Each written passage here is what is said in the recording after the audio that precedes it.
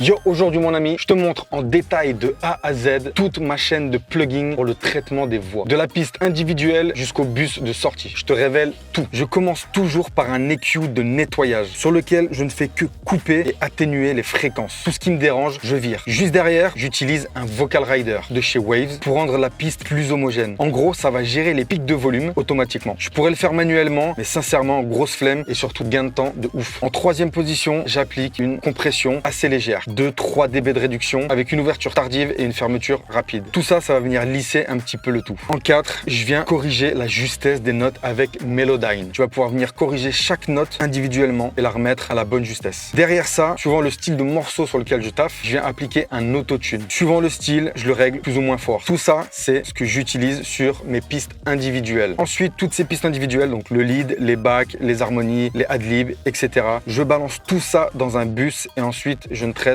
que sur le bus. Sur ce bus, le premier plugin que je vais utiliser, c'est le Soothe 2. En gros, ça va venir nettoyer en temps réel. Derrière le Soothe 2, je viens compresser mon bloc de voix avec un compresseur multibande. Ça va me permettre de gérer au mieux les pics d'énergie qu'on retrouve souvent dans les bas médiums. Derrière ça, en troisième position sur mon bus, je viens ajouter un peu de saturation et de chaleur. Perso, j'utilise le Sonox Inflator. Je trouve que ce plug, c'est une dinguerie. Derrière tout ça, en fin de chaîne, j'utilise le plugin Gullfoss. En gros, c'est un EQ intelligent qui va instantanément corriger en positif et en négatif. Comme tu peux le voir à l'écran, c'est constamment en train de corriger et réfléchir suivant les informations de l'audio. Et ensuite, ce bus, je l'envoie dans un autre bus en send pour le coup. Et sur ce bus, je viens appliquer un délai que je vais régler suivant le style d'une manière ou d'une autre. Juste derrière, je viens mettre une reverb et je viens derrière ce délai et cette reverb appliquer un sidechain. Et ce sidechain, moi, je vais le bosser avec le plugin Wave Factory. En gros, qu'est-ce qu'il va faire? Donc, quand ça chante, ça réduit et dès que ça chante plus, hop, la reverb et le délai reviennent en premier plan. Et pour finir, je sélectionne mon bus avec toutes les voix, avec le bus des effets et je recrée un nouveau bus sur lequel je vais terminer avec un EQ pour corriger tous les S, les che, les pe ou toutes les petites imperfections. Je vais venir faire vraiment du traitement de finition minutieusement là où il y a encore des petites sonorités qui me dérangent. Voilà en gros toute ma chaîne de plugins que j'utilise 95% du temps pour traiter les voix. Tu vas me dire ouais mais tu mets pas d'EQ derrière ton délai et ta reverb. J'équalise le délai et la reverb